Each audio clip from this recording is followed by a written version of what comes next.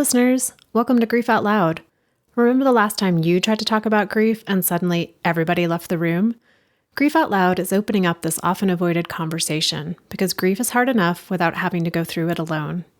We bring you a mix of personal stories, tips for supporting children, teens, and yourself, and interviews with professionals in the grief world. Platitude and cliche-free, we promise.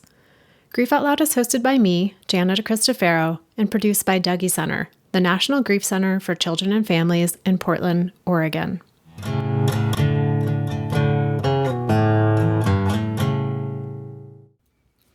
When it comes to publishing an episode, I worry about all kinds of things. Is the sound okay? Did I ask the right questions? Will the guests feel like their story is accurately portrayed? Will all of you find the conversation interesting? The list goes on. But today, I feel nervous about something totally different. Nervous that this conversation is somehow shamelessly self-promoting. Because I'm talking with Grant and Garry about his new film, Meet Me Where I Am, a documentary that explores the topic of grief through individual stories of loss, love, and hope. Similar to this show, the film highlights interviews with professionals in the world of grief and people who are grieving. Although I'd argue that all the professionals likely have their own story of grief too. The am I being self-promoting part is I'm one of the people Grant interviewed for the film, along with my colleague, Dr. Donna Sherman. Thankfully, I'm only on screen for a very short bit, as the film has so many important stories to tell, but it was still an honor to be part of the process. Grant does a lot of Hollywood-esque things. He's an actor, a producer, and a storyteller. But he's also a certified grief educator through David Kessler's program. Grant describes himself as someone who has always been drawn to learning about grief and how we as humans grieve. From his earliest experience of his grandmother dying when he was a teen to a more recent loss, the death of his uncle, Grant has been curious about the ways that we do and don't talk about grief, and the ways we try to show up for one another. Meet Me Where I Am is the culmination of that curiosity, and Grant's dedication to normalizing grief and to helping us feel better equipped to talk about it and support the people in our lives who are going through it.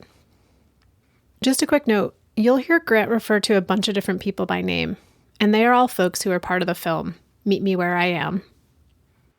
Grant, thanks for being on Grief Out Loud today. I'm excited to be in the spot of asking you questions this time, since last time we talked, you were the one asking me questions. Yes, the tables have certainly turned this time. Thank you for having me.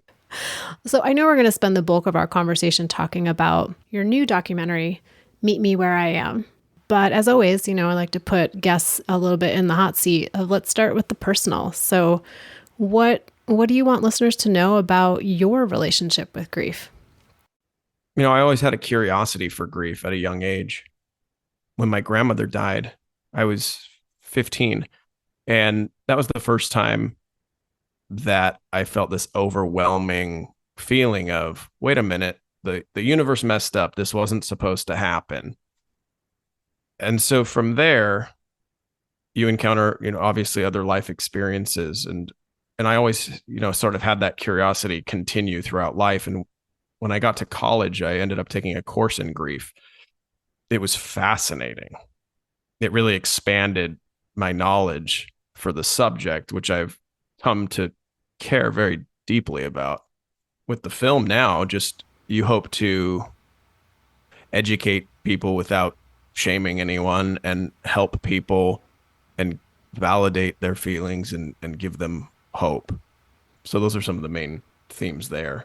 What was the question again? Well, I'm curious. I know you mentioned that your initial experience with personal grief was your grandmother's death when you were 15, and then just kind of continuing to cultivate kind of a curiosity about grief and what humans do when somebody dies. Have you had an opportunity since doing the film to kind of put into practice some of the things you learned from the people you interviewed with grief in your own life? Well, recently I experienced 2 back-to-back losses. And then the opposite of a loss, my sister welcomed a new baby. So my uncle passed, and then my nephew was born. And so we saw this, truly the circle of life. in our family. It's a hard time to be in that. But what kept popping up into my mind was one of the recurring themes that I discovered throughout the film was grief and gratitude for life and existence and love can coexist. Not always in harmony, but it's not like my new nephew was going to erase the loss of my uncle. They were both going to exist in this world, this loss, the grief, and then the joy and the love for someone new. And so that kept playing in my mind that it's okay for these both to occur and these both to exist. And furthermore, one of the things that um, I'll expand on more is that the theme, a couple people had said this to me during the film, that laughter, being able to laugh and through grief, was tremendously helpful for them. And I experienced that in my own life as well. As you were talking, I was hit with this imagery of, so I think, okay, if I'm in grief and I have experiences of gratitude for life, like, how do I hold these two things at the same time? Like, do I just look left and right, left and right? How do I have them be in existence without that feeling somehow inauthentic? If I'm in one, am I being inauthentic to the other? And I was reminded of trying to learn how to play the drums, where one hand has to be doing one thing while the other foot's doing another thing. And it's very confusing and very hard to learn and frustrating most of the time. And then you hit one beat the right way and it works. And then it's back to like, wait a minute, how do I do these two things? I never successfully learned how to play the drums. Maybe that's why it feels so frustrating. But that idea of like, how do we do two opposing things and hold them in the same place? I used to play water polo in high school, and I used to tell people that were drummers, they would ask, how do you tread water? How are you making these egg beaters with your legs and also with your hands and also trying to throw the ball? And I said, it's just like when you play the double bass on the drum. You eventually, sometimes, maybe sometimes you don't, but there is a way to kind of do that dance all at once. In grief, though, I mean, I always tell people, whatever works for you. But I think that giving space for one when it feels right to give space to one, it's really important, I think, to listen to your body during those moments. If you want to laugh, go ahead and laugh, and if you want to cry, cry. Don't deny your body those feelings, because I feel like if we do that, they could potentially manifest in more negative ways down the line. So it's really about holding space for those feelings as they come up. I remember someone telling me once, to make that time, like almost schedule it and say, for these next 20 minutes, I'm going to just really feel whatever's coming up right now. I'm going to feel it. That's easier said than done, because in grief, we can't control when it's going to come. And that's a whole other thing. But I always advocate for crying when you feel like crying. So we skipped ahead a little bit. So let's back up. Here you are, like you're a teenager, your grandmother dies, you're in college, you take this class about grief and loss. It's fascinating. And then you come to decide, hey, I'm going to make a whole movie about grief. How did you get there? Yeah. So I'm probably going to answer this question in like 9 different parts, but here we go. Well, I was approached by the NK Foundation, an organization which was formed in memory of the founder's son. He died tragically to gun violence. And they had seen a previous film of mine, and they were inquiring about filming something. They just didn't know what. But they knew that something needed to be done. Her name was Lisa, and she knew that her grief needed to be witnessed. So we had a number of meetings. I told them, I said, what you're really talking about, what we're really talking about here is the grief over the loss of your son. And we collectively concluded that we should share this with the world. People's grief should be witnessed. backing up a bit, I mentioned I had taken this course in college with Dr. Ron Marasco, who, addition to yourself, Jenna, is also in the film. He wrote the book about grief, which is a wonderful book and resource. And he was a theater arts professor, and everyone's always so perplexed when I tell them I took a grief course in theater. But when you take a moment and you step back, it actually kind of makes sense, for actors who are trying to become experts at their craft. It makes sense to get in touch with real feelings. I've continued to study the subject extensively. I'm deeply passionate about it, and I recently became a certified grief educator through David Kessler's program. David, who is also in the film. And so yeah, that's kind of how it was something that I felt was right in the moment that this opportunity presented itself to me. I felt it was something good that we could do to potentially help people. And you started filming in 2021? Correct. In 2021. Correct. So it's like mid pandemic times. And I'm Yeah. wondering if there was anything about the context of what was happening in the world that also contributed to this project moving forward. I read something during that time, and I don't remember, unfortunately, where I read it, but someone had said September 11th happened in 2001, and it took until a global pandemic for us to start talking about grief. I remember how much that resonated with me, that it was an element of relief, in a sense, that we can finally somewhat, I mean, we're actually talking about this, because, and I thought about that and I thought, I know why we're talking about it. It's because it's the first time everyone has experienced a loss, whether it be the loss of a person, the loss of being able to go to the ball game, not seeing your friends in second grade, you know. So there was this huge spectrum of loss that people started to encounter, and there was ultimately grief associated with that loss. And I think you said it in the film, Janet, that grief is everything we think and feel. Anytime something changes, anytime anything in our life changes, there can be grief associated with that loss. And so I just felt that it was a good opportunity to share stories with people and learn together how we can grow at getting better at this thing.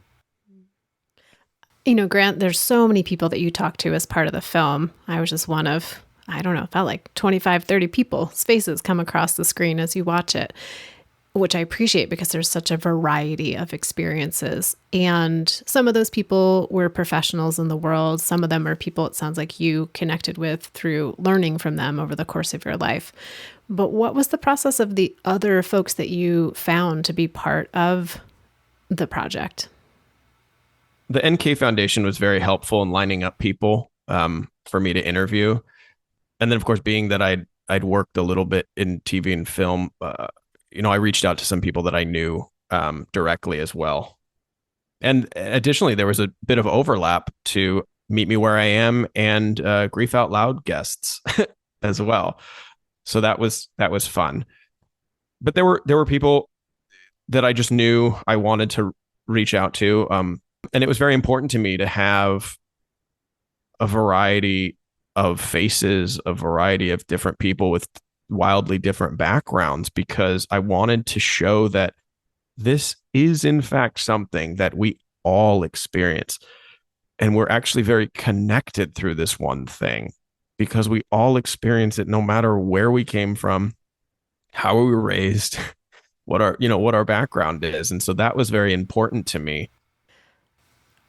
So there's so many conversations that happen. Well, they seem one-sided in the film, but I know you're on the other end asking people questions. And I imagine there's many, many more conversations or parts of those conversations that didn't make it into the film. And through that, talking to so many people about their lived experience with grief, what changed for you? That's such an interesting question. When I tell people about the film, and Jenna, you might get this as well. I always get responses like, or in the beginning, I would get responses like, how are you able to sit down and talk about heavy subjects with people? And it's because that's what I want people to be able to do in these situations. Like a big theme of the film is normalizing just talking about it. And most people want to talk about it. Ron Marasco says it in the film. It's not like you bringing it up is going to remind them that their person died. They know. They carry it with them every day, and the tragic part is they feel like they can't talk about it. Because oftentimes we're worried about, well, how is someone else going to react to my being sad? And so it was very important to me to give space for people to discuss their grief and their experience. I had so many just wonderful conversations with people, and Anthony Rapp said something that really stuck with me. You you grieve the loss of them, and at the same time you also grieve the loss of who you were to them. Your identity as a brother, as a husband, as a sister, as that, you grieve that as well.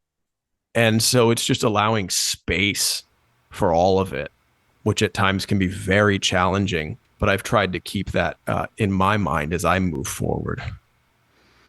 Yeah, there's grieving the person and what they meant to you. There's grieving who you were because they were alive in your life, the role that you played. And there's also grieving how the world sees you now versus how they saw you before. There's just a lot of things about that. Someone whose partner dies, and like, do I still get included in the couple things that we used to do? Or if a child dies, what do I do if I'm picking up my other child at school pickup or drop off? How do the other parents see me now? Mm-hmm. Where do I fit in now that I'm someone who has suffered a major grief? For me, at least, this is the kind of work that I don't like when I shut my computer down for the day or I leave Dougie Center. It's not like I turn this part of myself off, right? Like, I am a human who talks to other humans about human things. I don't just then go out with my friends and talk about robot stuff. But there's also times where it is hard to figure out like how to engage in the world where the focus isn't grief. And I wonder, how has that shifted for you? Just like day-to-day socializing now that you've had all these really focused conversations. Mm-hmm. I can talk about grief all day long, and I think it's important to do so. I also think it's important to find joy in life. I find joy in talking about grief because I think that's how, as humans, we can get better at, ultimately loving one another and being compassionate and being there for one another. A big part of the film was defining how to be there for someone. I would ask people, what were some of the best things people did or said to you after the loss of your person? And time again, it was the people who didn't try and fix anything, the people who were simply there. And of course, defining what that means. I think it's important to assess the relationship we have with the person before showing up at their house or sending them a text or calling them. What was your question? I can talk about grief in any order, which is actually really appropriate because it's not linear. So I think I was getting at, do you now feel like a weirdo in everyday social situations after going through this experience of having such focused, intense conversations about grief? Well, I've always been kind of a weirdo. But I feel a sense of, I might get pushback for this, but I feel a sense of strength in being able to talk about something that others may deem so uncomfortable. Because now I can just talk about it like we talk about, I don't know, a movie that we saw. And I think that's how it should be, because it's something that is so common. I don't know if there's anything that is more common than we all breathe air on this earth. We all experience grief. In the beginning, I came up with this thing of, well, how do we not experience grief? And I said, well, you never love anyone or anything, or you just get out of town as fast as you can. And neither one of those sound like a good option. So, how do we live with it? And that's what I like to talk about. So you've uncovered the superpower of being a little more like matter of fact. I don't know if that's the Mm. right term to use. I think about that terminology when I'm working, particularly with teens and adolescents and talking to them about their grief. I think they're so prepped for people to have a really big reaction to what they're saying, like a big emotional reaction of like, oh my gosh, that's the worst thing that's ever happened. You poor thing. I feel so sad for you. You must be so, and I've sort of crafted this very like, oh, so that's what happened. And then what happened next kind of reaction so that they don't have to deal with me and what they're sharing. So it seems like you've cultivated a bit of that superpower of like, I can talk about grief in any setting because I want it to just be more normalized. Well, I think humans on a fundamental level like story. They like talking about their person. They like giving space for it. Donna said something wonderful in the film, which was, a lot of people say, I'm sorry about your mother or I'm sorry about your brother, but not many people ask, well, what was he like? What kind of conversations did you have? What types of activities did you enjoy together? And I found a comfort with being able to ask people those types of questions.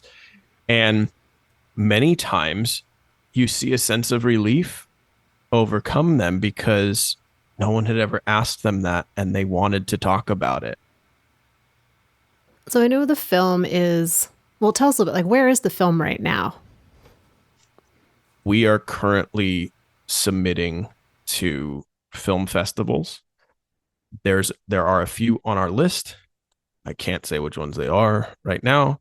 Um, but the hope is that it will see there will be some showings in the upcoming months, but it is completed, and we're very proud of it. I couldn't have done it without my team.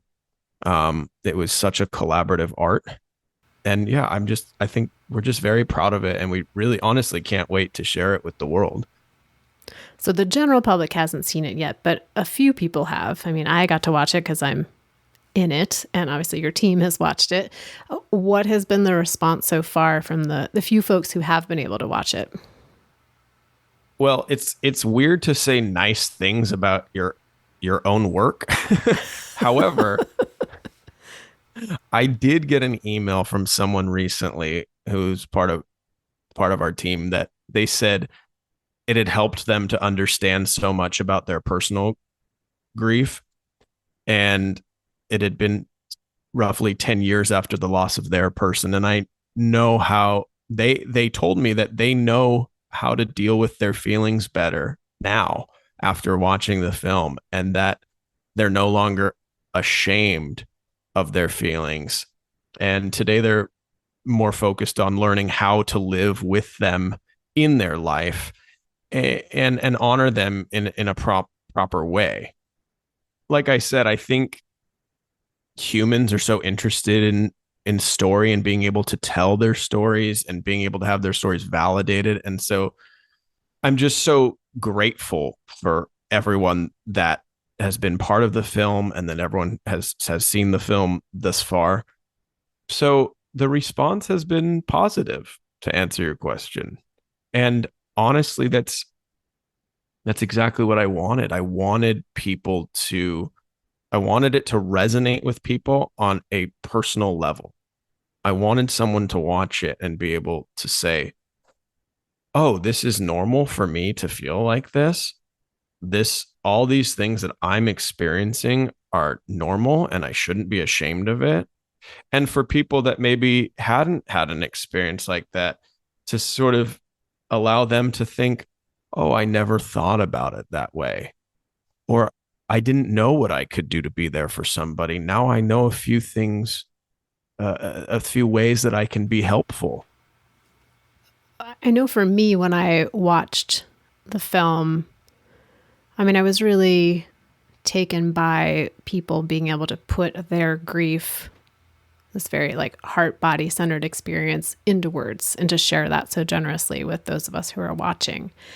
And then, so I have those folks all in my mind, but I also have all the people they talked about in my mind. The people I didn't get a chance to meet or see on screen, but the stories they told us about their children, about their partners, about their parents who died. And I think, oh, it's like you see all the faces on the screen, but it's like double the people you meet when you watch the film. And for you, is there a particular person or story that's kind of just sitting with you today? You know, it's really hard to choose just one. So I might mention a few here, but backing up to what you were saying, the people I spoke with, I mean, literally brought their people to life for me. I feel like I know Lisa's son, Nicholas. Like we're friends. And I feel like I know Anthony's mom. And I feel like John's brother, Chris, is my friend. And we're laughing together. And I never imagined that I would have this experience, that I know these people so well that I never crossed paths with. It's a wonderful, beautiful way that, and I owe that all to everyone that was in the film, that they honored their people, honored their family and their loved ones, and that they were so comfortable in sharing so much about them with me. That was pretty powerful. I mean, I'm not going to lie, like these, this was not, sure, we made space for laughs, but it was, it was hard for me to sit down and talk to these people. And mainly, there were a lot of things that stuck with me after the interviews. One in particular being Lisa mentioned when she was in the hospital with her son, she saw a tear coming down his eye. And she said she felt like that was him saying, Mom, I'm not going to make it. And that really stuck with me.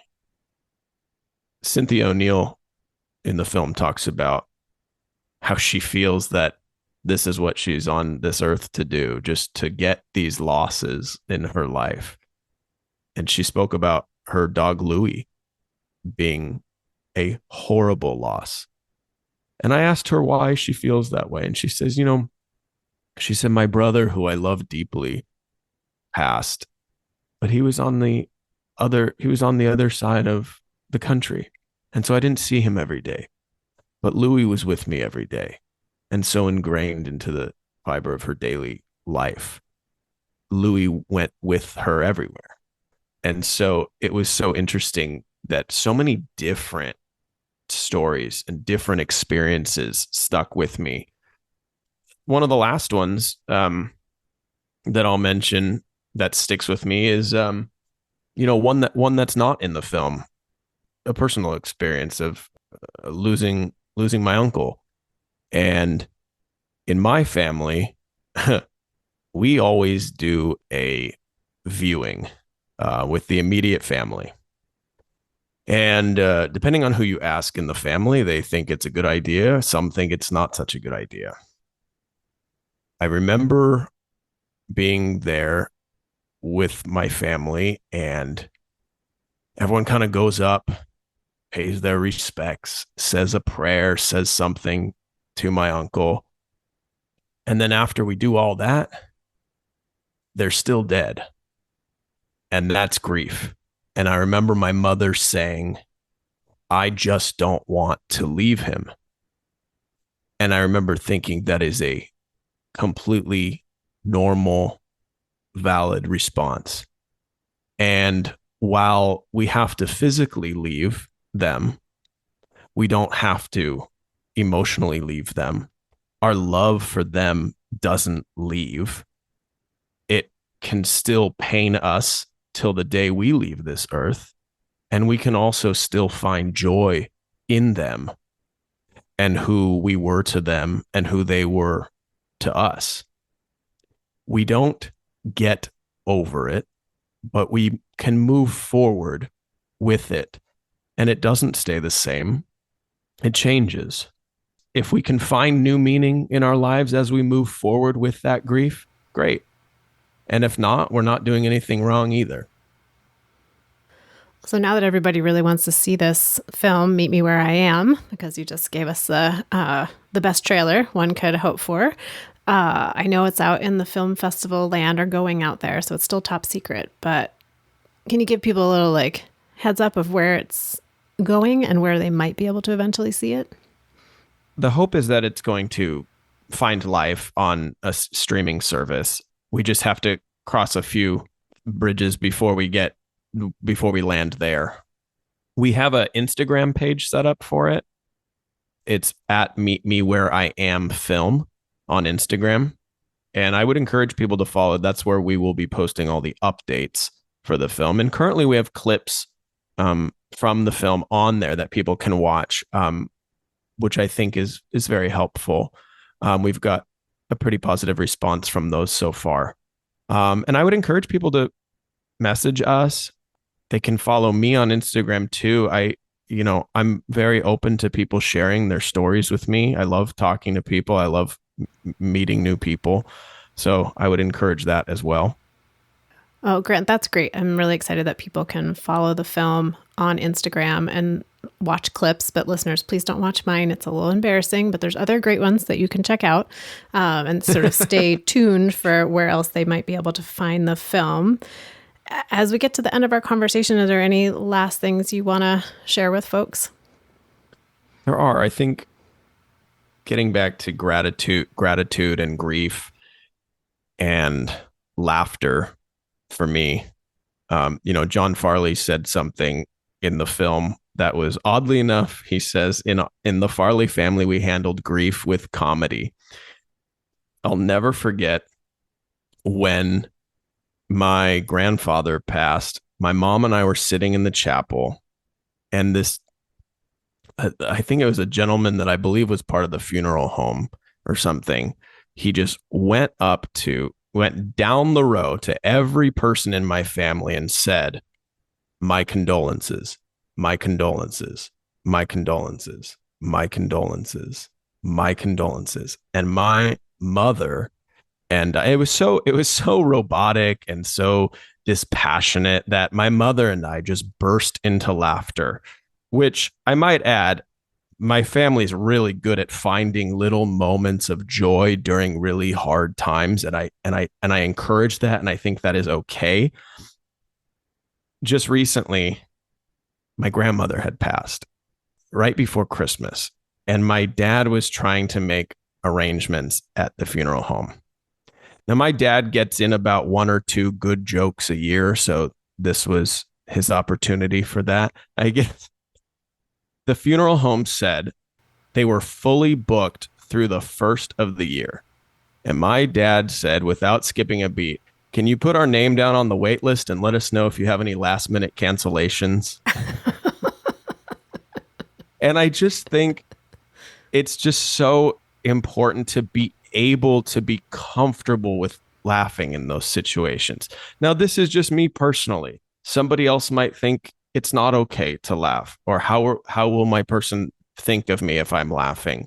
Well, I don't think, and I could be wrong, I don't think they want us to only think of them as being a sad story. I think if they were here now, they wouldn't want us to be a sad story. If they were here now, we would still laugh with them. And so how can we laugh with them when they're not physically here anymore?